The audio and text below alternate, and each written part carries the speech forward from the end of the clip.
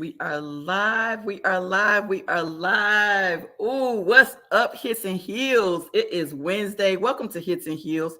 I am Coach Terry Bryant. I don't know why we're lagging, but we're going to still roll with it anyway.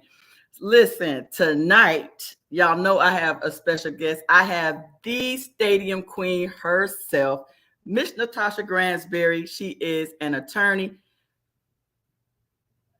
First of all, let's go back to the attorney. Before I go to the NFL agent part, let's go to attorney.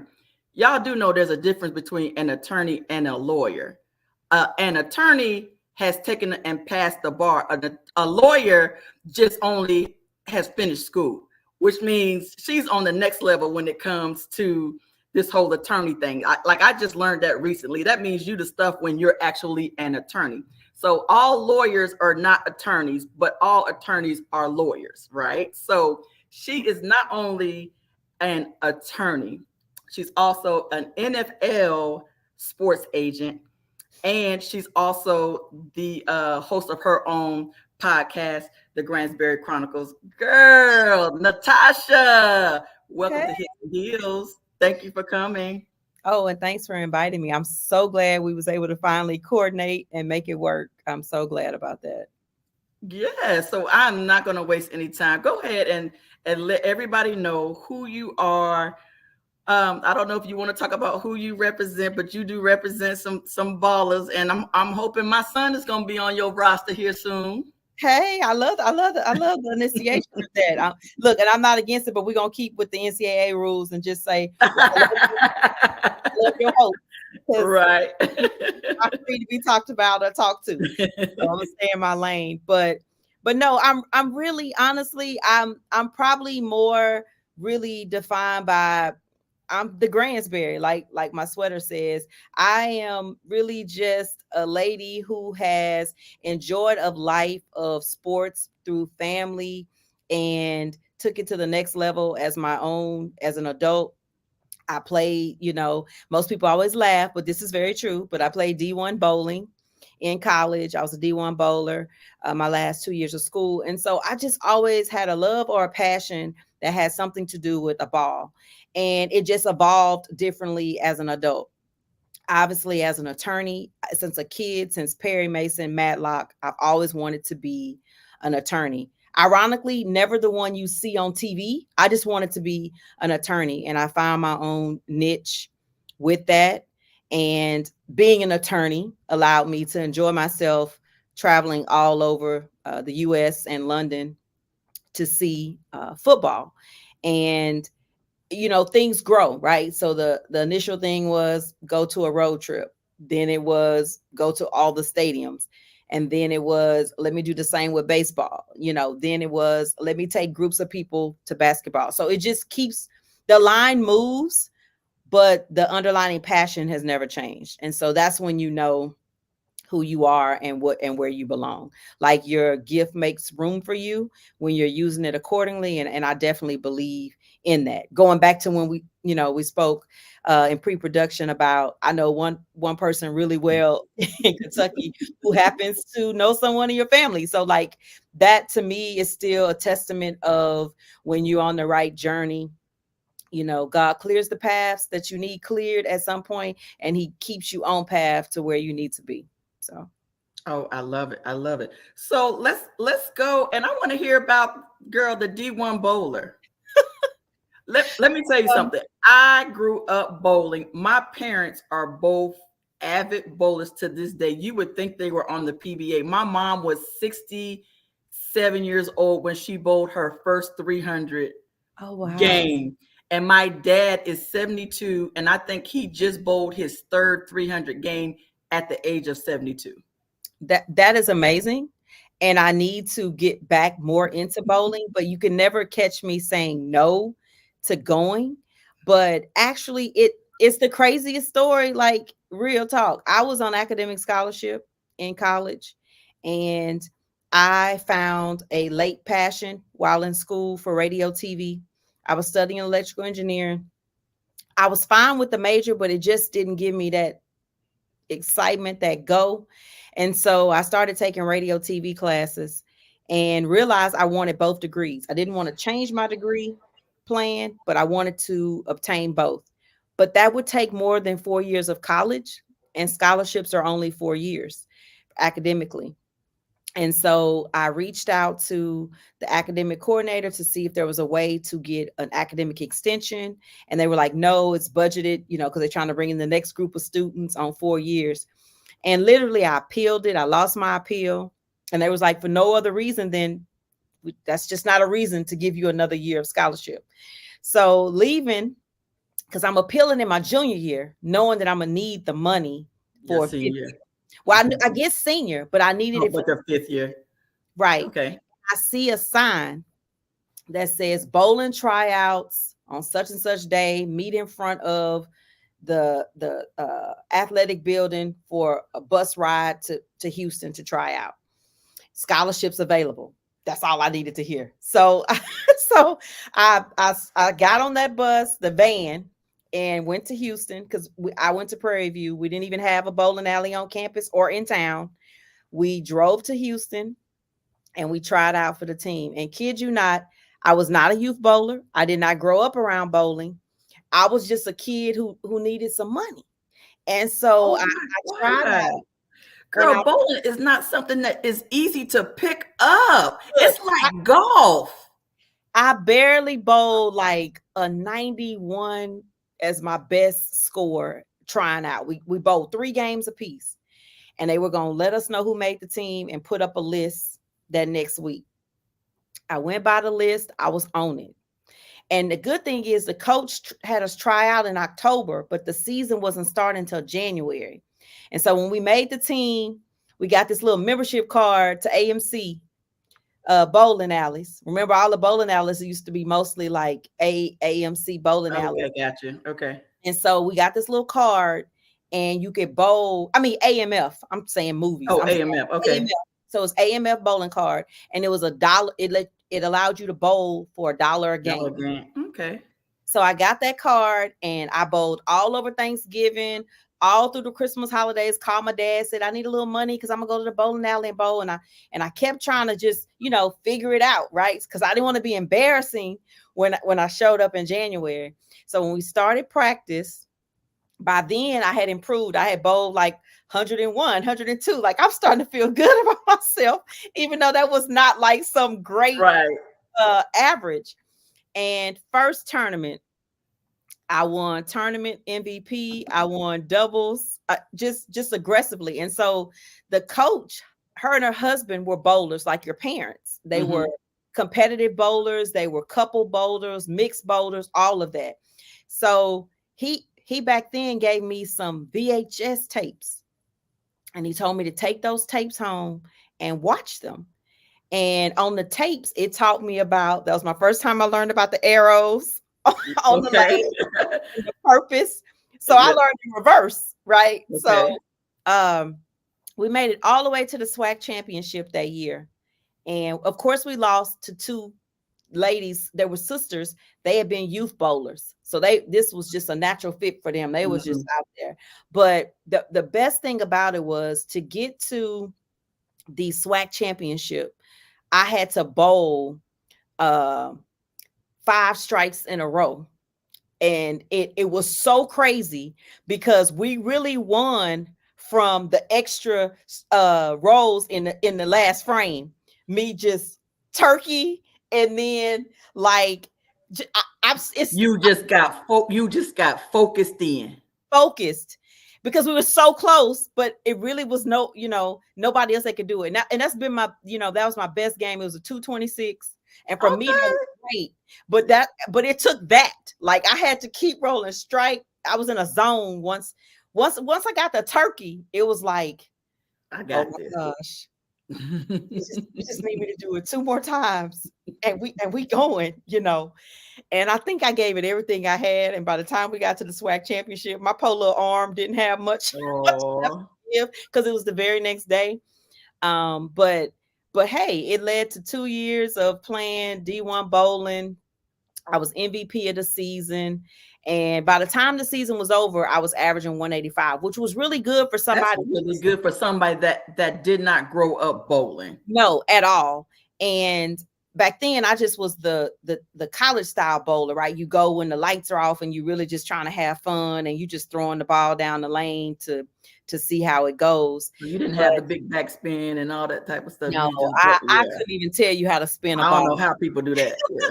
But the best thing about it was the coach told me later, you know, her husband talked to me about it later. He was like, I told my wife to pick you. I know you weren't, you know, you didn't have the best score when you tried out. He said, but I saw you would probably try the hardest. He said, you look like you would give it your best.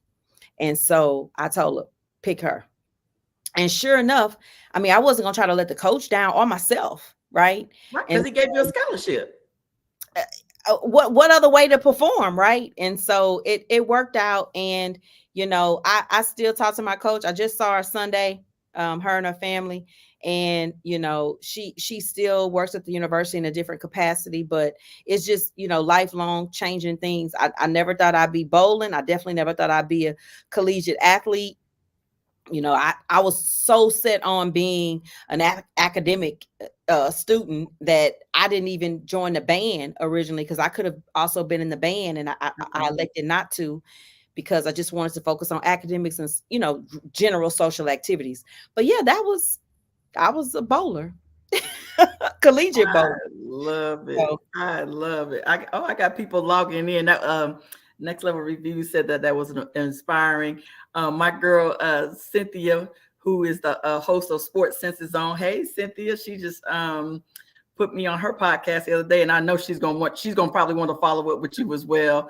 And Presto's Review is one of my players. He started this YouTube channel where how about he's making more money than when most grown people are making at the age of 14 from his YouTube channel. He had one video go viral that hit like 5 million views. I love it. Yes. Oh, I do too. Hey, bowling was to help fund my passion of radio TV. Right. So I wanted to keep that major. I did not want to let it go. So I feel like, just to give you like a short synopsis in as far as background education wise. So I have the radio television degree that I also have an electrical engineering degree. I got them at the same time. And of course I had to make a decision. Was I going straight to law school or take a break and then go? And I was very strategic when I picked my undergrad major. It was not out of love or passion, right? I'll be honest. I know we push STEM, but I think what we should encourage people to do is figure out how does that fit into your life and what you want. I literally just went over to the counseling department and took a test to find out what was my interest. I was already on an academic scholarship, but I had no clue what to major in. There are things people tell you that make money and all of this, but I wanted to be more strategic than that. I know that's not the average 18-year-old, but if you could just share that with somebody, that puts them in a better position. So I took the test, and the test said I should major in pre-law or engineering. Well, I knew if I didn't go straight to law school, I would have no good base source of income. So I picked engineering because engineers have jobs, and I live in Houston. There would be plenty of jobs. I'm in oil and gas capital of the world. So that was my logic, right? But once I got into it, it just felt very robotic. It was very methodical, you know, but it wasn't any enjoyment. And so I literally took the radio TV classes just to give myself a break mentally on how I was doing school. And I enjoyed it so much, but I really knew I could not change my major to radio TV. Because I didn't necessarily want to be a reporter or a journalist after school. And so I stuck with engineering, but then I liked it so much, I had to figure out a way to join them together. Now, later, I merged them because I did go to law school. I worked 3 years as an engineer, and then I went to law school. And mid-legal career, I took the patent bar, which requires you to be either an engineer or a hard science. So I can say today, I use all of my degrees. People always say, all degrees, you say money and it's a waste and college is a waste. I, you know, on record have 3 degrees and several different exams, and I use every last one of them. This is a part of using my radio, TV, running my own podcast, setting up things for people with podcasts. I use my law degree every day of my life, honestly. And the electrical engineering, I still advise people, on different things with patents and just the science of everything. So I still use that as well. And so I am one testimony of, if you find what you really believe in when you pursue it and give your energy, the world will make sure that it happens. All of it has a space, right? And that doesn't mean even if you 100% don't do what you went to college for. I'm not saying that. I'm just saying uniquely, I actually use everything I went to school for. I love it. I love it. So how did, after being an attorney, how did you transition into becoming an actual NFL agent? So I have to give the utmost shout out and respect to Corey Williams of OSMG Sports Company Agency. He's been an agent for 13 years, and we met working. He's also a lawyer, and we met working together in 2011. And he had just become a sports agent. And I was complaining about, I need something to do for the weekend. I need a quick getaway or just something to do to hang out other than being in Houston, because we were just working all the time. And he was like, oh, we had somebody back out on one of our sports trips. We have an extra game ticket. If you can get a flight and a hotel, you can have the ticket. And so I'm like, okay, where is it? And he was like, oh, we're going to Tampa. So I'll check the flights. They were, reasonable, and the hotel was good. And I'd let him know at work, the next day. I was like, I can make the trip. He was like, okay, the ticket will be waiting for you. So I made the trip, and it was just such a good time. Like, it was just an amazing, fun time. And I was like, I might need to add this in a little more. I was like, okay. So I was like, when is the next one? And so we went to the playoffs that season, and it was the first time the team had ever made the playoffs. We were all Texans fans, and so it was the first time the team had made the playoffs. And that's who we went to see in Tampa when the Texans went. The Texans were playing in Tampa. Okay. And so then later that same season, we actually made the playoffs for the very first time in the history of the franchise. And we were going to go to the playoff game. And so now I'm like, ooh, playoffs. And the playoffs at that time, because it was 17 weeks, was my birthday weekend. So I lived in the moment, and then we won. So then it was like, oh, we're going to the second round. We're going on the road again, And so we go on the road again. And then I was like, next fall, I got to make this a part of my life. And so I started traveling with him, his brother. And then at the time, his sports agency life is just growing and progressing. And then I moved to a different city. And so when he would come to the city to interview players, take them to dinner, all of that, I would go. So I've been around his whole agency all this time. And he's referred people to me to do legal work, different stuff, because I do trademarks and stuff like that. So it was just like a good working friendship and working relationship. And he would always say, you should take the exam. And I was like, I don't have room in my life for another test. And it wasn't so much that I didn't want to be an agent. I just really didn't have room in my life for another test. Because I'm so, strategic about testing, right? I want to be the best at it. When I went to law school, I sold my house. I dedicated myself to that. And I finished number 3. I poured into that. I left my engineering job to make that commitment. And so mentally, even when I took the patent exam, I stopped working to only study and take the exam, because it's a very hard exam. Most people don't pass it the first time. And I just didn't want to put a lot of empty effort. So I wanted to give it my best shot. And so now here we are talking about another dang test. So finally, I said I was in a place that I could put the energy. Like, COVID has you really thinking about some things, and you get a little bit more time. And he made room for me.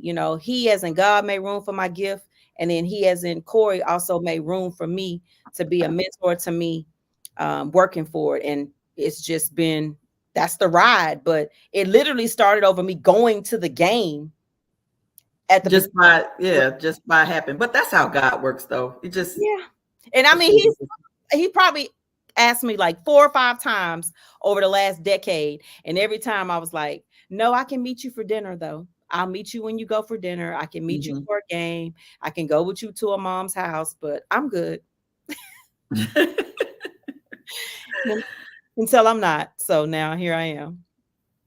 Oh my goodness. So so where is your okay, so everybody, just for reference, the Stadium Queen is because every Sunday I would go online and go to her page so that I could see what stadium she's in because she's gonna show up at a game. Now everybody knows I love football, so I don't care who's playing, right? I'm gonna watch my Cowboys, Mhm. but I'm also gonna watch everybody.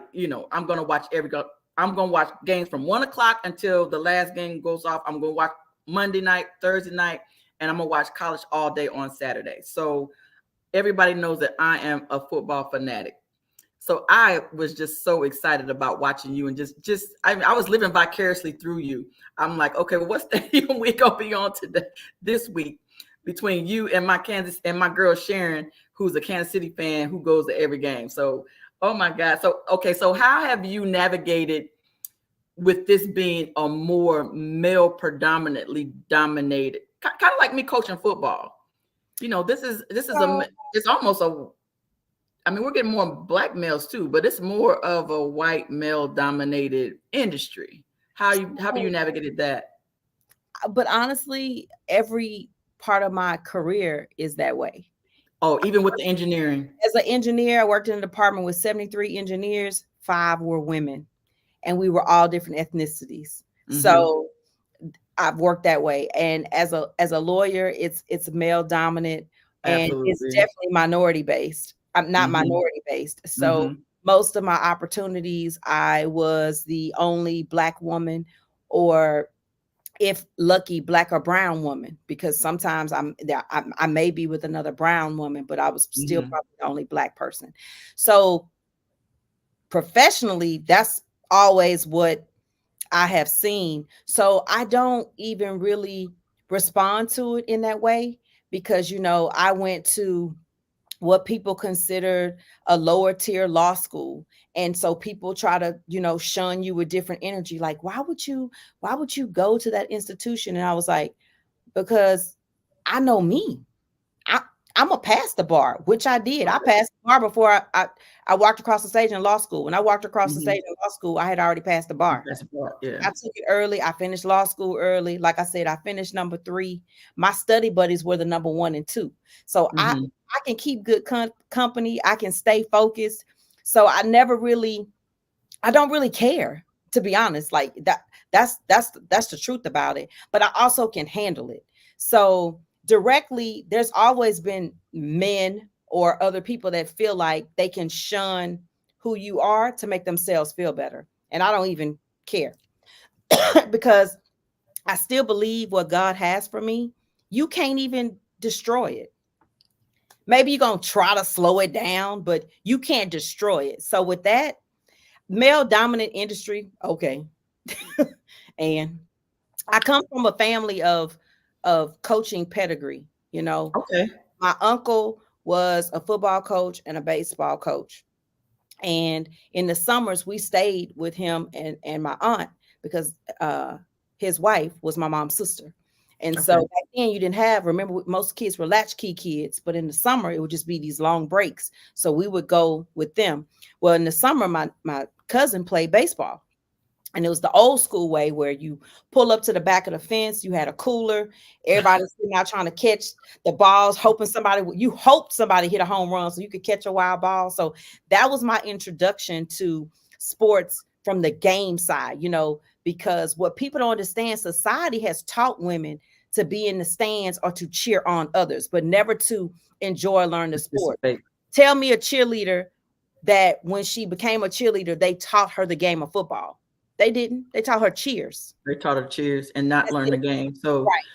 So that kind of leads to that energy and that space. So, I don't really know that it's male dominant. I know what I see, but that's right. so norm to me now. And I shouldn't say it that way. That's so norm to me that's Mm-hmm. not even my But hint. it's not even an issue anymore. So what one of the things that I learned just being a female coach, we just bring a different perspective.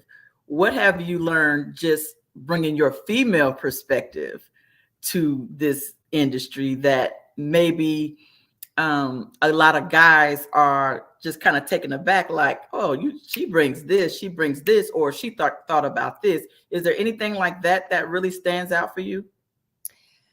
Sometimes I think right now what stands out is I think I can probably, from being around my sister, because I personally don't have children, but being around my sister and heavily engaged in watching her raise them with, her and her husband, about the thoughts that are on the other side of the mother in sports. And so, when your kids are not meal tickets, I think what happens is they put a lot of that energy in front of us. They always want to show us the mom who gets saved by her son with sports. But I think the other side is to see where the mom is teaching the child that sports is a part of your life. It's not what's going to give you a life.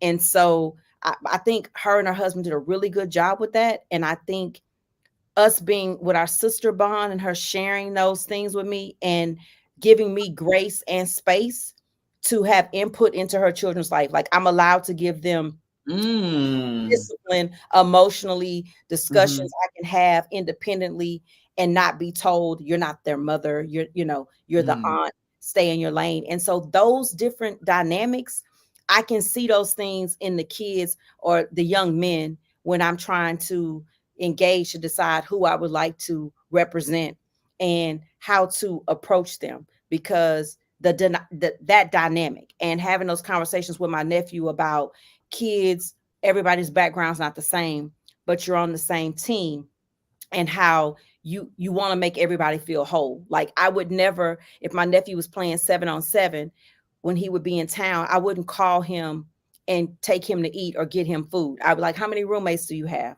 Well, I'm gonna just send you the money and you go eat, but you make sure everybody in your room eat. And that way you don't keep isolating people about things that's not their fault. Right. And I think I learned that from the way I was able to be in with my sister and with my your sister in their yeah. life. Yeah. So has there been anything, what's been the biggest challenge? The biggest challenge probably would be is to get someone to understand that the best agent is not necessarily the person that's a yes man or a yes woman to you, because everybody thinks that, you're being courted, but they misjudge that for you just should do and say whatever. And I'm very comfortable with giving boundaries to everyone. So I have no shame in it, and it can be totally respectful, but it is a challenge because, and here's the thing, the challenge is not because of NIL. People think NIL created this new type of athlete. No, your character comes through in whatever is presented in front of you, NIL or not. Okay. But there is this theory that we're supposed to say yes to everything you want and do what you want in order for you to sign with us. No, my job is to get in that room you're not in and put you in the best position based on what you need. And it's not how much of a yes woman that I will be, to you. Because at the end of the day, you need to be a yes man or a yes woman to yourself and know what you stand for. So I'm real big on character. I understand talent, but I'm very big on character. And so for me, I'm looking always past football for you, because my initial football clients were retired athletes or athletes getting ready to retire. I've worked with them in the industry. I'll be a lawyer 19 years in May. And so with that in mind, I have clients I've had 15 to 16 years. So that says something about relationships and understanding people and things. And they don't went from retired athletes still playing to retirement. So for me, I'm not doing the chase factor. I'm trying to figure out how to put you in the best position to win. I'm an advocate for how you're treated and your paperwork, but I will not be your yes woman. But I'll make you feel comfortable to tell me things you need. And there's a difference in that. So, Okay. yeah. That's So very you good. brought up NIL, which is definitely, I think here in Kentucky, we're getting ready to get it for high school. Yeah. What has been just the biggest, probably myth or misunderstanding that parents and athletes have gotten over about NIL? That you could just call a company up and say, I have this athlete. Can you give him an NIL deal? And that the NIL advisor is just somebody who can make a phone call and give your kid a deal. Your kid still has to fit their market or their imagery. And it also goes back to, I think, with people having bigger platforms, I'm really glad that, Coach Prime took the time to explain to people about collectives. NIL is not destroying college football. It really is the collectives. And like, you can look it up. If you go to a big program and you go to their football page, or just even athletics, because it's not even just football, you go to athletics, you will see whatever name of the collective that's tied to the institution. And that collective is out advertising to the alum and supporters of the university to thrust in money. Or, do you own a business? Would you like marketing for your business? Come give to the collective. And then that collective turns around and they start, I like that player. Let's offer that player this amount. And let's get this player that amount. They're in contracts with the players, and then they're giving them the deals and exposures. They're not all getting potato chips and tennis shoes and car commercials, right? And so the bigger your alumni base, the bigger your money, the bigger your collective. Imagine how A&M could blink and not care that they fired a coach. That they fired a coach and pay him $76 million to go away. Well, did you see the halftime check? The halftime check they presented was more than that. So they already got that money back right now. And he's going to be paid that over years, but they got that money today. And then they're going to move on to other money. So that is what is driving it, because now the booster doesn't have to hide around the corner and leave a bag of money conveniently. Yeah. Correct. And so they're saying it's the kids, but it's the adults that put the opportunities in front of them. The kids are not knocking on doors and saying, I'm just going to need this. Now, I hear the stories of the coaches saying what the kid may have said to them, but that was created because you know what your boosters have done in these collectives. Okay. I mean, it's definitely not the same. We do it for the program, but I'm a member of a booster club, and we give for how well we want the kids to be treated. If we want the kids to eat a higher end meal before a game, we got to give a little bit more money. Right? We're not giving things to the kids per se, but you get my point. Like, yes, ma'am. That's still the same thing, but now at a higher level. So that's the biggest myth, that your kid, because he plays at this school, that they're waiting to give him a tennis shoe deal, or, and he gonna buy you a new house. That's great. But it's probably less than 5 kids per team that's really working out for at a number that makes a difference. And you're gonna pay taxes. You're making money, and the government wants a cut. So you're in income tax brackets, and you're not in your fast food tax bracket anymore. So those are the things that I think are a little misleading. And most of the kids can't talk about the contracts because they all have NDAs tied to them.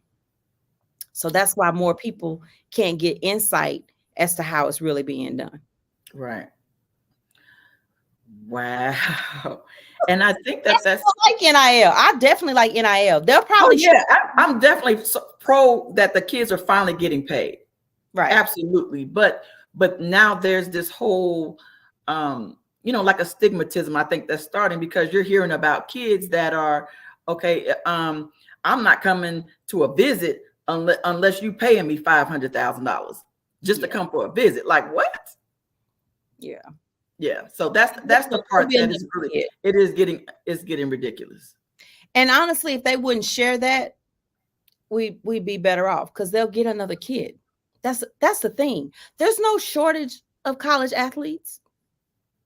So there's no reason to even get bent out of shape about it. Right. Right? If you tell a job when you get down to that final offer for pay, you're not paying me enough, I'm not coming over there. Is the job going to stay open forever?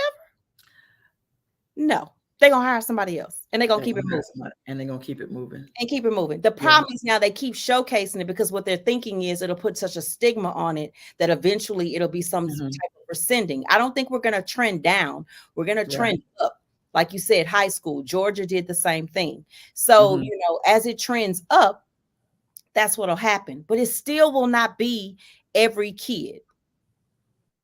It still will not be every kid. It's still just a small amount, that are actually that's going to apply for. Oh yeah. Right. The average kid probably, if he lucky, makes 5,000. Right. NIL deal. Gotcha. Still 5,000 he didn't have, but that's 5,000 that he didn't have prior. Right. Okay. Right. So where do you think college is going to trend now that we do have the NIL and these collectives? Because now we're seeing, you know, I'm not gonna lie, I was all in my feelings when Nick Saban retired. Right. And so rumor has it was it had something to do with the whole NIL deal and collectives and these kids with this sense of entitlement of wanting all this. Where do you see college football trending? I think it's going to eventually be some pressure by the NCAA to figure out another way for what set of rules they're going to implement across the board. And you have to think about, you have to track it back, you know, to when the fight over NCAA basketball being on a video game and like an image lawsuits. People don't even realize how long ago that was. That was the beginning of, you can't use my name without paying me. And so when you then go to the big court case in California and the kids won about name, image, and likeness, and it was kind of a quick fold, I would say, by the NCAA, like, okay, fine. You can have name, image, likeness, but we leaving it on the state.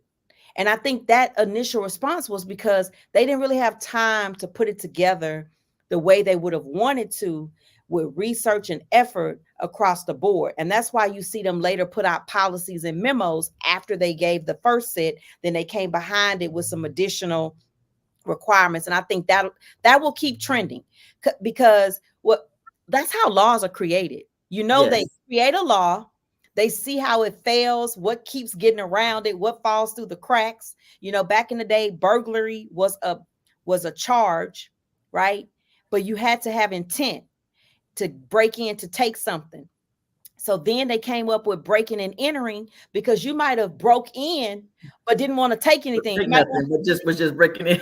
Or you just bored and skipped school, right? Right. And you couldn't charge you with burglary because you didn't have the intent to take anything. So then they came up with breaking and entering. So it's the same thing. It will evolve into a point where they'll get a better control on it, but it will not go away.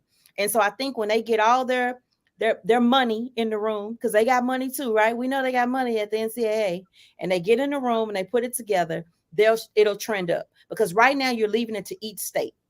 So for instance, in Colorado, you can't represent a kid for NIL unless you're an attorney. So they've kind of narrowed it so we don't have this blurred line where a registered agent for a league is also representing a kid for NIL, because then I already got you, right? So now I'm representing you for 5 to 6 years because, you know, we're going to just keep it going and now change my title, right? So I think different things like that will keep occurring, and it doesn't really exclude anyone, right? You know, I know people are like, well, I'm not a lawyer and that's not fair. That's Colorado's law. You go over to another state and Texas, you have to register, but you could be one tomorrow, right? An agent. Yeah, an NIL agent. An NIL agent. Yes, you could, but you'd have to register in Texas. Okay. And it'd be a registration that's due every year. So I think once they figure out some balance, and to go to Sean's question, I don't necessarily think it'll be a federal law. It will still be NCAA. Okay. So the feds don't really care about these things until there's an issue of unfair competition. Those are the type of things when the government gets involved, and when they say like, okay, that, you know, when you need a collective bargaining agreement or something of the nature. And, you know, you saw your private colleges winning their lawsuit, but people have to remember they don't have athletic scholarships. So arguing that they're a union is different because they're working for a sport that they're not being compensated from. They're going to school on academic scholarships. So now you have to figure out what's the benefit that is a union. You know, that's where that dynamic is. But I think it will evolve to more NCAA tightness on the regulations. They just need time. They need to see what's not working, because think about it. They keep jumping in and changing it. Everybody's like, you don't even know what you're doing, and you're just all over the place. Because I don't know if you guys remember a few years back when they created this new basketball rule about you could decide if you don't want to enter the league, you could have an advisor discuss with him about your options, or her about your options, and then you could discuss, and then that would be okay. And they tried to change the rules to say that it had to be. They tried to change the licensing rules for that person. The NBA want to set what that person had to have, and basically it was going to eliminate Rich Paul. And so I think LeBron tweeted, "Oh, it's the Rich Paul rule," because he was the only person that fit into that rule. And it was more like they were mad because he beat them at their own game. You said there's a 1-year rule before you can play in the NBA. Well, Nike gave the kid a job for a year for $1 million. That circumvented him having to go overseas. That circumvented no 1-year college requirement. Right. And bam, he working for $1 million and he headed to the league. And so now you mad because you got beat at your own game and you tried to thrust out this rule and you got embarrassed and they immediately pulled back. So I don't think they're going to make rush decisions like that, because the backlash of when you get too aggressive too fast will embarrass you. So I think it'll just take some time. They probably gather in all these different states to see. And I think some states just originally didn't want to really be involved with how they wanted to handle it. And that's how states like Alabama get behind in the money game, you know, because you're not prepared to put that money on that paper trail of what you really given for these programs to sustain themselves. So those donor lists. So what are the steps? What are the steps that parents need to take now? So if we got NIL coming to high school, what are some steps that maybe we don't know? Because of course, you know, we don't know what we don't know as a parent. Correct. So what are some steps that we probably need to be putting in place that, you know, we don't know? Not being so open to kids having Twitter and Instagram too young to understand consequences, because it gets tiresome after a while to keep saying they were young, they didn't understand, but you do. And I know you can't always stop kids that will make the secret accounts or, you know, things of that nature, but I'm talking about the direct access and understanding that, you know, that shared responsibility of monitoring and explaining to your kid the difference between being a 13-year-old kid who makes mistakes and a 13-year-old athlete who makes mistakes. And I used to talk to my nephew about that. I'm like, you're an athlete when you attend a party, and you're an athlete when you're at the restaurant and you're on camera and people start acting silly and you want to do childish things. You're always an athlete everywhere you go from now on. And as an athlete, your ability to play is limited by the actions of your character, right? Because most kids are not going to overcome their actions with talent. There's always very for that. So you have to start those conversations young, some younger than you want to. I mean, I have had conversations since middle school about don't take pictures from people when they send them to your phone. Having those conversations, you never thought that were that crucial, but they are. They really are. And just how you handle social media. Most of the kids' problem starts with social media Social media. and how they interact. And so you don't want to actor, right? You don't want to teach your kid to fake and have energy that's not natural, right? They can't sustain it because who you are will come out and they're like, who is this person? So the steps I would definitely take is you need a social media with your name on it. All this nickname stuff is great. Oh my goodness. Your name, and everything doesn't have to be posted. Just everything does not have to be posted. And I know most kids will hate this comment. Lose all of the whatever. Yes. You are not in a gang. You are. A lot of y'all are suburb kids. Suburb. That is my husband's favorite word. Yes. Please stop. Please stop. Because the next generation of coaches that are looking at you, they don't relate to what you're talking about. They grew up in the suburbs too, and they know you they went to visit you. They know where your high school is located. Stop it. Stop it. But as a parent, just get familiar. If the laws are coming, trust me, an influx of lawyers or NIL people will start giving workshops. You don't have to pay for all the workshops, but you definitely want to, but before you do anything, read the rules and then, get advice and make sure your advice is not self-serving. Somebody who just wants you to allow your child to represent them, because you should not be giving 30 and 40% to somebody for NIL deals. Max is 20, but honestly, the more valuable the player is, the better he can argue for a lower percentage. Because are you really doing much for the 5-star? Are you really doing much, or is his talent? And you have to be honest about that. You do work, you negotiate, whatever, but there are some opportunities that are just never presented to every kid. Right. But the biggest is social media. I mean, social media is the start of it. It lives and dies, your NIL, with social media, because you can make a pretty good deal with a local business that's sustainable. Mm-hmm. But that local business really is the biggest one that cannot afford your bad social media. It will have the Keith Lee effect, Yes. And so you can't afford that. You can't afford it. And so I would definitely start with the social media and how you allow it to exist in their lives, the regulations of it, and stop the bathroom videos. Like, stop going in the bathroom to literally shoot a video. Schools have started implementing rules to write kids up for shooting videos in the bathroom. They've actually locked them. And now you have to get a key to go to the restroom in between classes because too many bathroom videos. Nobody wants to see you posting videos in the bathroom, dancing, posing. No. I mean, just think about it. If you own a pizza shop, do you want your NIL kid to be posting videos in the bathroom? No.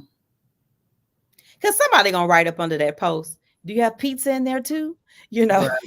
Absolutely. So, no. Wow. So where do we go as parents, as far as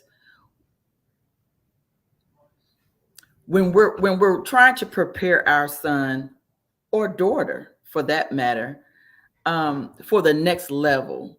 What are you seeing that we're missing something besides some of those parents that are living vicariously through our kids, and they might not necessarily have the talent? What do you say to them? Have you had to have those harsh conversations with them that have sought you out as an agent and be like, he's just not him? So I didn't actually have to talk directly to the kid. It was somebody was trying to refer me another kid, and I had to have a truthful conversation with them about agents are not in the business of just handing out money for free workouts for a couple of months. And what people don't really realize is, like, As a first year agent, I've been blessed in the opportunity of being mentored by someone who's been in the business so long and working with him on that. And part of what one of the things we talked about is you're licensed after the recruiting period has started. So you're licensed in October, but people have started recruiting May, June, July. So most of these potential picks for the draft, people have already been engaging them. And then you're coming in on the tail end hoping to get in there and get someone. And one of the things that people don't understand is the agent is footing that bill. There are instances where you might not pay, but if you're not on that draft grade list that comes out, you got to be stellar to want people to write checks to pay for training, housing, and food for a few months. And the realest conversation is, sweetheart, you don't have a draft grade. You're not on anyone's radar. There are 32 teams and none of them know you. You don't have anything stand out about where you attended school. You don't have any different type of athleticism than every other guy. And I personally have never to my face been called a B word, but I have seen people get upset about you telling them that information. And remember, it also happens to the people that are in the league too, because then they contracts come up and somebody got to tell them you not top tier.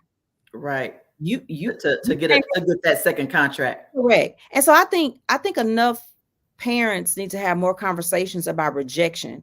And rejection doesn't mean a lack of effort or opportunity. It just means that person rejected you. And it's okay. And people are like, oh, they doubted me and I'm showing them.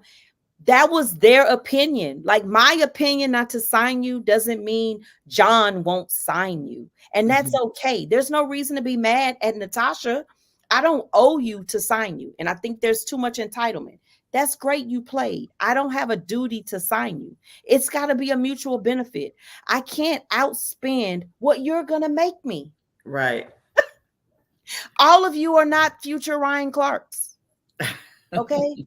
So that's the reality, right? And I think along the way, you have to always be talking to your kids about the split world of both, right? Enjoy the sport, but don't feel like the sport is your only path.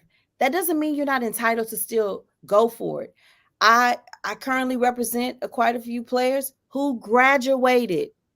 Okay, so this is still plan B, going for the draft. Okay, they made sure to walk across that stage already. And so that is very important, and it opens other opportunities. They're still permanently a part of that alumni association, and there's nothing wrong with whatever level you play at, D1, D2, whatever. But stop sending your kids to schools that can't build them into better men or women and won't care about their stability.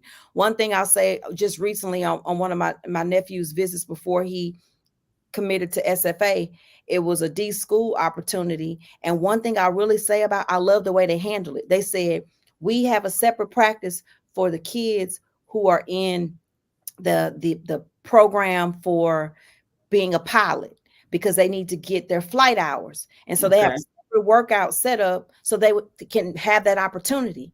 But then you're going to attend other schools that are forcing your kids into 3 different majors. So that's the myth that should be killed when you're getting a free education, you don't need NIL, and they're forcing the kids to pick certain majors.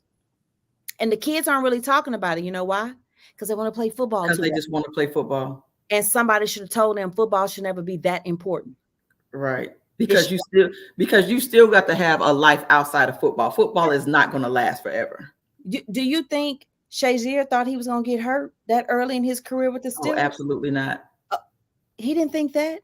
Yeah. Hamlin, you think that's what he expected to happen in a football game? No.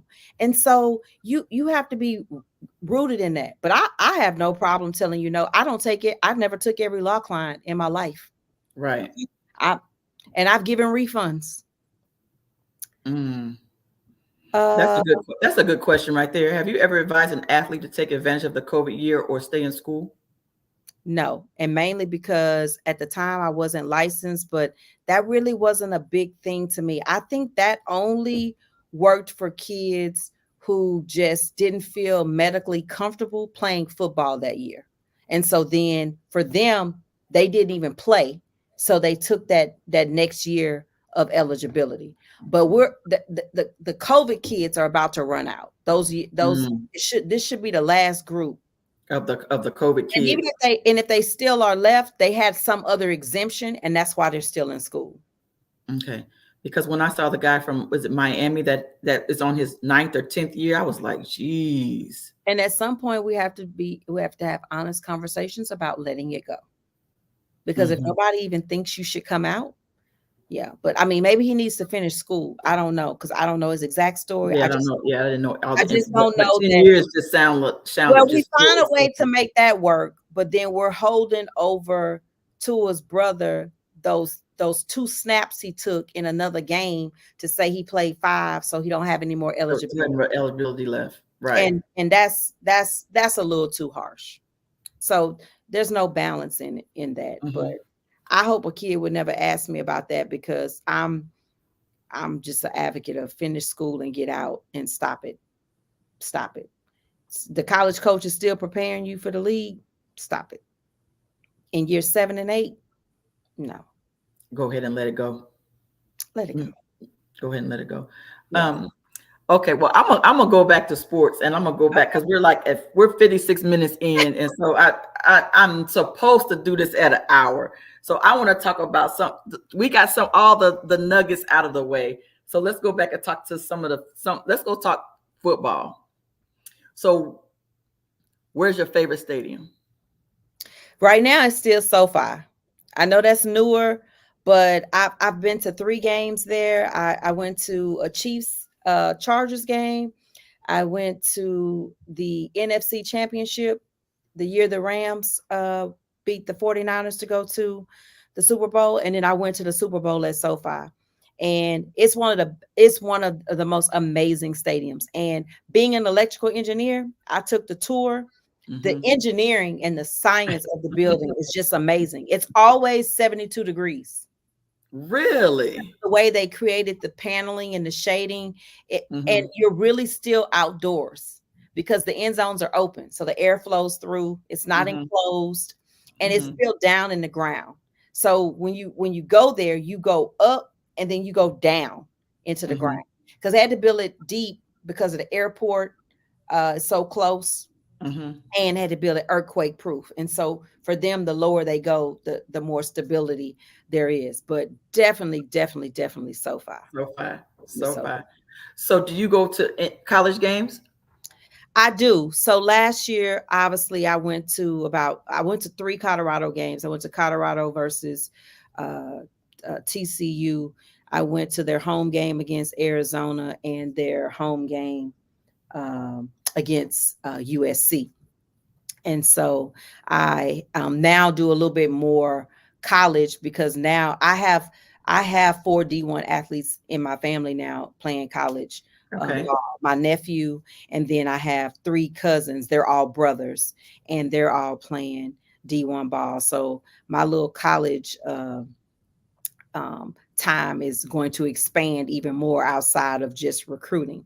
But yes, I actually even love little league football. Like I used to be an advisor for a football league, legal advisor.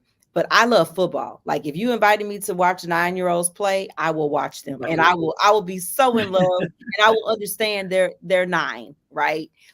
So I'm that person. I can watch 9-year-olds, I can watch 19-year-olds, I can watch the pros. So do you go to high school games on Friday nights? I definitely do. So my nephew just graduated. He's back-to-back state champion, DeSoto High School. And so I just I'm season ticket holder the last 2 seasons for him. And when I lived in Dallas for 7 years, I went to all of those high school games. But I literally go to anyone I know that has a kid. I'll come support your kid and go to the game. Yes, I do. I'm all type Friday nights. Like I may have on lipstick or whatever. I will put on a beanie. I'll sit in the rain, the snow. I'm a go. Rain, sleet, or snow, I will go. including cold. So I've been to Green Bay in the snow and the rain. Mhm. It doesn't matter to me. I'm Okay. not that diva. Yeah. So She said we got to get her to a DCD game. So I coach for the Derby City Dynamite, which is the women's yes. team. Oh no, you got to. I'm gonna tell you which one you go to. You got to go to championship weekend. It's the weekend of July the 27th at Canton. That's where all the women championships I'll put that on games my are. schedule because I'm definitely gonna be in Canton again this summer since the Texans finally got their first Hall of Famer in Andre Johnson. So I will be there for that. Yeah. And then we'll be at Texas. We play at Texas November 22nd, I think. Kentucky plays at Texas. Oh, really? Okay. So maybe we can meet up then. Oh, yeah, that's gonna be a hard game to get to. I think it'll be easier for me to get to Kentucky. You don't know about them. Well, come to Kentucky. They're gonna put y'all way up in the little corner at the top on the right, and you're gonna need binoculars to get in the Texas games. Oh man, Texas! This is Texas. Yeah, we so football deep. It's well, better. I get it. Well, so I'm open. But I'm open. Okay, you're open. Like, I'm open to coming to Kentucky. It don't have to be on my turf. It don't have to be made easy. Okay. Me. Yeah, that's my. But I was going to say, well, we'll be down your way. If you're down my way and I can November 22nd we're going to Texas. Yeah, but okay, it don't take but a moment to shoot up to Austin at all. Okay, 2-hour drive, 2.5 max. Yeah, so we'll definitely chop that up. Yeah, we'll definitely chop that up later on. For sure. So, is there a question? Because I know you get asked lots of questions. Is there a question that people need to ask you that we don't ask because of what we don't know, or did we cover everything? I think the only thing is about the transfer portal. Let's talk the transfer portal. the transfer portal, it really was a great idea, right? And I think people lost the art of understanding why it's a great idea. Firsthand about how a coach comes to you and sells all these things to your child about school, opportunity, and family and love. And then you look up and he's giving a press conference and he's leaving. And there needs to be an honest conversation. People say they should pick the school. Well, they only knew and had interest in the school because of the coach. You didn't take your job. When you interviewed for your job, you looked up a little bio on the company online, but those people you interviewed with, that's who you were dealing with. And then you get there and you'll say, oh, I don't like this manager. The company's still great. It's still making a ton of money, but you leave, right? Because of people. So It's the same thing. And so we have to use it the right way. I know it's affecting high school sports, and that's understandable, but I think it'll balance itself out eventually. Like they saw it was taking too long with the way the windows were, and they're trying to, like I said, everything takes adjustment. No set of rules will be perfect in the beginning, but we definitely needed it. Kids were losing eligibility for wanting to leave bad situations. And the best example, I think we just saw it. We have a top coach at a team who was competing in the national championship leave to go to another Power 5 coaching position. Not a promotion. Yes, a bigger program, but not a promotion. It's a lateral move. A lateral move to a more spotlight company, but it's still a lateral move. Okay. He did not get a new role. And that's okay. That's okay by the standards of people. But the kids can't leave. Right. So and it's always a double standard. Right. But I don't think you should immediately put your kid in a portal just because they don't play as much as they want to. Because, we have to remember, everybody, if you go to a top program, everybody a star. Everybody got some kind of star, 3-star, 4-star, superstar, star. Okay. So what? Yeah, I've learned that the whole star rating is just, again, it's still somebody's opinion. It's somebody's opinion. And if you don't meet the height requirement and the weight requirement, you can't even get starred. Right. They done decided this is the range and these are the only type of people we giving stars to. So that's why I say no star. And so my point is, like, are you having honest conversations with your kid and be honest about your kid's character? Because some kids are on the bench because of character. So I just think that we have to not, We have to not blame kids for everything, but and this is going to sound so out of place because I'm not a parent, but we have to stop over parenting. Like the parents are doing too much. You are, I'm trying to let them be a man, I'm trying to let them make decisions. Yes, you are, but you really got to start those conversations at 12 to 16 to start being on their mental by the time they 19 and 20, because you can't really tell the kid that much by then because they think they got it all figured out, and Because they're they going to think tell they know you, everything at that and they're going time. to tell you, you're not here, mom, you're not here, dad, I'm up at the Mhm. school, I'm dealing with this and blah blah. But you're going to deal with things, period. And I think that's the conversation you should have. There will be people you don't like, there will be situations that change, but do what's beneficial. We're not going to leave and go to some little school so you can get more playing time. And then if that doesn't get you to the league, they don't even have a major that you can sustain. Or I'm not paying for you to go to a school where we're going to pay $60,000 a year for you to get a degree in English because you don't want to play at this school that's making you an offer that has your major. So yeah, the portal, I agree with it. They're just gonna have to figure out the dates better, but it definitely needs to be used properly and not just because you're not getting your way. Somebody's always the backup on a team. So it's crazy to me when you keep leaving because you don't get enough playing. Because you don't, because you're not, yeah, somebody's always the backup, you know. And I think that that's kind of what I see is you're like, because I'm a coach now, so I just look at the game so differently now. And so then when I'm looking at film, I'm thinking like, he just doesn't look like he's putting forth any effort. Or did he really just miss that tackle and it felt like he should have made the tackle? Or, you know, so if I'm looking at this and I'm thinking like, obviously the coaches see this stuff when they're looking at the film. So, but then you can hear the parents, you know, just and stay going in on the coaches. And stay in your lane. You look, they don't need you to call up to the school. They don't need it. They don't need it. Stop. Right. Or trying to stage revolts to get rid of the coach. Yeah, to get rid of the coach. Yes. Okay. Stop. People are screenshotting. I've seen is just again when they go to social media. Right. And people screenshot those messages. Those group chats of parents is never safe. Because as soon as your kid gets more playing time or some other thing that they figure they need to get over on your kid, they scrolling through that chat to steal what they need to use it to their advantage. There are bad parents too. Oh yes, I agree. Hate to say it. This has been the absolute best conversation, and I knew it would be.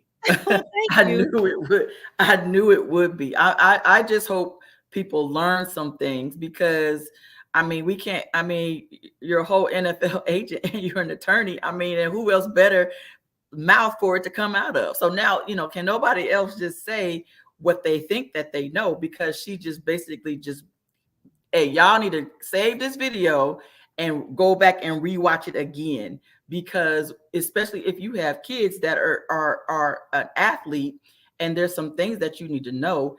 But the biggest thing is the stuff that you don't know, and don't assume, and go and ask questions so that you can learn, because what you don't want to do is mess up your child's recruitment because you're all you're thinking about is NIL deals. Correct. And I will say this, the branding would have to be a whole nother conversation, but yes, trademarking and protection, yes, you should protect things, but also make sure you're not infringing on people's trademarks coming up. You think you came up with some cute slogan or some aggressive way to start marketing, and you guys are infringing on other people's trademarks. And I'm saying that as an attorney and as a person that owns 2 trademarks. I own personal trademarks for my brands. And so I'm saying that even I am very adamant about that. I have paid for searches before using names. And I ran into a situation where one of the names I was interested in, it was owned by J-Lo. She had trademark like within 60 days of me searching it.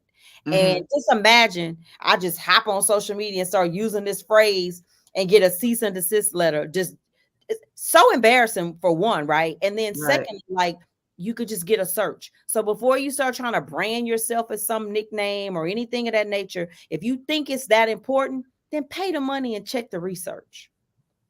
Because it's automatic penalties for that. So check the research. And that's all. Oh, that's good stuff. That's good stuff. It doesn't get any better than that. Thank you so much.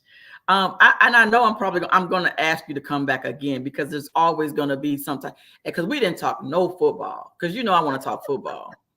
Yeah, we didn't, but I want to talk football. Thank you so much. Yeah, I could talk football all day. Just talk football. Who do you? So, who is your favorite team? Is it the Houston? Is it Texas? It's the Texans. Okay. It is. I love me some CJ Stroud. And that's really what I love your coach. Thank you. That's really where the Stadium Queen part came in at. I traveled to all the stadiums. And so my last stadium, ironically, was the 49ers new stadium, Levi. And I had my friend crown me in the stands. And I was like, I'm officially the Stadium Queen. And that is how you should greet me at all times. And so, yes. And so I'm real big on my thoughts about that. So well, I love it. I can't wait to see what the Texans are gonna do in this next season. I thought that they were right there. Of course, I'm a Cowboys fan. Of course, and we play this year. Do we? We do, because that 18th game matchup, you know how they had the 18th week matchup, you don't have to add a game. And so you play you play whoever where you finished. And so y'all were first and we were first, and y'all are the division we don't play this year. So we play. Yeah, we sure do. In Dallas or in Houston? Houston. Mm-hmm. I might have to look at that. That might have to be a game. We don't know the dates yet. We don't know the dates yet. Hopefully, it's the same weekend. Kentucky and Texas. I was getting ready to say that would be the bomb if it's the same weekend as the Texas, because I think I looked at it, and so I think that's like going into Thanksgiving weekend. I think, and Dallas always plays on Thanksgiving, so I don't think they're going to play on that Sunday. No, so they would. They play that Sunday, then they play Thursday Thanksgiving, and then they don't play again to the following Thursday. That's always they schedule every year. Who Barrett said it's going to be in Dallas. He said in Dallas. It's in Dallas. I'm tired of going to Dallas. No offense. The last one was in Dallas. We got time. We'll figure it out. The schedule hasn't. It don't matter, because I would still be there. It don't matter. My husband. What, baby? That's what I just told her. That Texas. My husband just, because he's a 49. He just said that Texans are going to be good. Yeah, that's what we were just talking about. They're going to be good next year. I know he missed D'Amico. You miss. I know that she said, I know you miss D'Amico as your DC. Yeah, but I'm proud of him. He said yes, but he's proud of him. Yes. With the trade they got, all the draft choices and the players they got. So he's talking about the trade that they got and all the draft choices. He said, yeah. Okay. So yeah, we can't. You know me, I can't wait till football season starts. It just does not come. It just does not get here fast enough. I'm so glad that I'm coaching the women's football team, because it gives me time and it fills up my Saturdays to do something. Because other than that, I don't even turn on the TV between now. And I'll turn on the finals for the NBA. I'll watch the finals, but I don't usually watch anything. And then I'll watch some WNBA games. I don't watch any baseball. You gotta watch baseball. Well, I just love baseball, but now this is keeping me busy. And before you go, I just want to give a of course I've told him in person, but I want to give a personal shout out to my client. This past Monday participated in the HBCU NFL Combine, and he was one of the top 40 speeds for linebackers, and he really showed 4.2. Yeah, no 4.4. 4.4. Yeah, but Travion Green, he from Prairie View, where he's my alum, but he wreck shop, and so he'll be playing on Saturday. And OSMG has another player, Ladarius Owens, who will also be playing. He's running back. So we have 2 kids under OSMG that are playing in the HBCU Legacy Bowl. So shout out to them and the hard work they putting in all week. Oh, shout out to them. Are they televising that? They are. Yeah. Good. I'm streaming it. Yeah. Okay, good. Because we just don't get enough of the HBCU games. I saw a lot more this season than I have probably in the past 20 3 years. 4 years. Oh, well, that part too. Yeah. Normally it's just the Bayou Classic. Yes, and that's it. Or one good classic game that would be in Howard And- or FAMU playing somebody, and that would be it. Yeah, but I saw him on all the time this past season, and it was just great to finally see the HBCUs getting a little bit more time on that. Is there any last minute other shout outs? We've been on here. I'm ready to go. You can always reach out. How do we reach you? Oh, at the Gransberry. So it's just my last name. That's what I am on Twitter, Facebook, Instagram, and TikTok. I try to keep it simple. I'm the Gransberry. How do we support you? What's the best way to support you? Pray for me if you believe in God or whoever you serve to. If you praying positively, I'll accept that too. We don't have to serve the same God. We just want to think of the same principles. And then you could follow my page on Instagram. And if you know somebody that's interested in learning football and they're not familiar with it, I have a book. It's called the Gransberry Gridiron Guide. It's just I'm ordering it. Where's it on Amazon? It's on Amazon and on my website at thegransberry.com. And it's very fun. Danny, can you put her website on the thing? Yeah, it's just it's very simple, 100 pages. Thegransberry.com. Thegransberry.com. My last name. Yep. Thegransberry.com. And so it's just a quick little book on the offense and defensive positions, and Indy Kalu that played for the Texans, Eagles, and Redskins, or the Washington football team, Commanders, whichever name that you remember them by at the time. He actually helped me with the football part to make sure it's savvy and you guys agree with it. But I go over first downs and the flags, just the concepts that can at least put you in front of the TV to watch it. So that's it. Gotcha. Listen, this was so good. Absolutely good. Oh, so good. Okay. I guess I'm good. Yep. Yeah, I'm getting private messages, and I'm like, okay, am I missing something? Okay. So so I'm getting ready to log. I'm gonna go ahead and end the stream.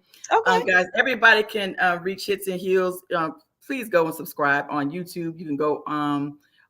Thank you. On YouTube and also on Facebook, and find us. I think we got them on the top on the screen right there. Share. If there's anybody interested in being a guest, or if you know someone that would be a great guest, definitely inbox me and let me know that. Make sure you go to thegransberry.com and find my girl Natasha Gransberry, the Stadium Queen, and go ahead and make sure you like and support all of her social media so that we can support her. There it is right there, Hits and Heels. And thank you for the conversation. Thank you everyone that came on and engaged. Sports Sense and B Fears, one of my players, B Fears, Nicole Lockett. Thank you. Yes, I need. Okay, so when we get off, I'll talk about getting a book, because I need all my rookies to have your book, because we got a lot of rookies on our team. So they definitely need that in order to learn the game. So as soon as I end the stream, we'll talk about that. And thank you, everybody. We'll see y'all next week. I can't wait till y'all hear our guests for next week. And peace out. Peace. I like that.